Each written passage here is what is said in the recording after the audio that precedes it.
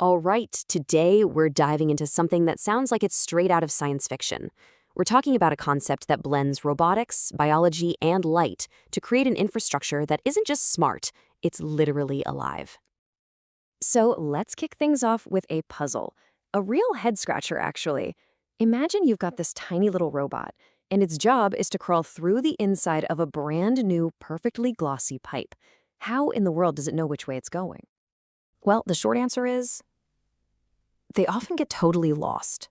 You see, most robots navigate using cameras that need to see textures, bumps, edges, patterns, to get their bearings. In a completely smooth, featureless environment, those systems are basically blind. The robot starts to drift, and it has no idea it's happening, which makes doing any real work like inspection or repairs pretty much impossible. Okay, so here's how we're going to break down this incredible solution, the Myco Topo Cableway. We'll start with the problem itself, then get into the brilliant engineering of the cable, how it uses light and texture to navigate, and finally, we'll talk about the wildest part, adding a living fungal skin to create a self-sensing future. All right, first up, let's really dig into this problem of robots getting lost in the dark. You see, here's the fundamental problem. Your standard robot with a camera, it's useless on a glossy surface. Sure, you could slap on a fancy LiDAR system, but that's expensive, it's heavy, and it's a huge power drain, which is a deal breaker for a small robot. And the very cables that power these things, they're just dumb wires. They give the robot zero clues about where it is. So that brings us to the really elegant part of this whole concept.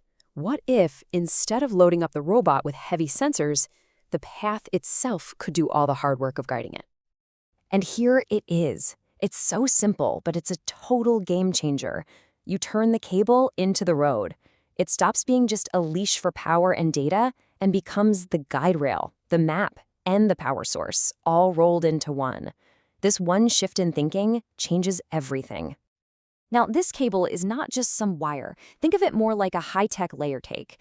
You've got a super strong carbon ribbon at the core, around that, an optic channel to pipe light through, then a magnetic metafiber layer. And on the very outside, you have this textured surface called Topo rings. Every single layer has a crucial job to do. And this is where things get really, really clever. That magnetic layer in the cable works with a simple strip of magnets on the ground. They repel each other, causing the cable and the robot attached to it to just hover. It's completely frictionless, and best of all, it takes zero power from the robot. It just floats. Okay, so our robot is floating, right? Totally frictionless. But how does it know which way it's pointing? This is where that optic channel and those textured rings come into play. Well, light gets shot down the middle of the cable, and as it travels, some of it leaks out through that rough outer skin, creating this beautiful, random-looking pattern of light and shadow. It's called a speckle pattern. And because that texture never ever repeats, the pattern becomes a totally unique fingerprint for every single inch of the cable. At first glance, that speckled pattern just looks like a bunch of random noise, but the robot's brain is trained to look for something very specific: stable, repeating shapes inside the chaos called beta loops. The best way to think about them is like constellations in the night sky. The stars might seem random, but we can always find Orion's belt. These loops are the robot's constellations. So the whole navigation process boils down to this super neat three-step pipeline. First, the robot's camera sees the speckle pattern. Second, its computer looks through the noise and finds those stable beta loop constellations. And third, by looking at how those constellations are rotated, it calculates its own direction with pinpoint accuracy. Problem solved. Okay, hold on to your hats, because this is where the whole thing goes from brilliant engineering to something else. Something alive. The cable we've talked about is the inert version, but you can add an optional upgrade: a living biological skin. And this is just a massive upgrade. The basic cable is already amazing, right? But with a living layer, you get everything the inert cable has, plus continuous sensing of the environment, plus mechanical damping to absorb vibrations, plus something called a biological safety gate. It's a huge leap. So what is this living skin? It's mycelium, basically the root system of a fungus. And because it's a living thing, its electrical properties change based on what's going on around it. If it gets more humid or hotter, or if the cable gets stretched, the mycelium's electrical resistance changes. The cable can literally feel what's happening to it and along its entire length. So, a floating, self-guiding, living cable. It's incredible stuff. But what's the point? Why does this actually matter in the real world? Oh, the impact is huge. We're talking about tiny, super efficient robots that don't need big, heavy batters. We're talking about an infrastructure that can tell you itself when and where it's damaged. This lets us send robots safely into dangerous places, explore new frontiers, and build smarter, more resilient systems because they can literally monitor their own health.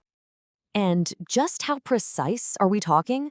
Well, the goal is for this thing to have a navigational drift of less than half a degree over 10 meters. In a long, boring pipe, that is an insane level of accuracy, and it's absolutely crucial. And remember, it's doing this while floating. It keeps a stable, totally power-free levitation gap of at least 5 millimeters. That means zero friction, almost no power use from the robot, and a super smooth ride. And that living skin, it's not just a cool party trick, it's actually really accurate. The goal is an R-squared value of 0.85 or higher. Now, all that means is that its electrical readings will match the actual humidity with at least 85% accuracy. That's good enough to be a seriously reliable living sensor. And this quote from the original paper sums it all up perfectly.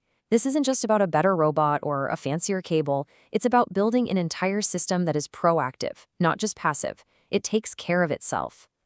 Look, the Myco Topo Cableway is still a concept, but it pushes us to ask a really big question.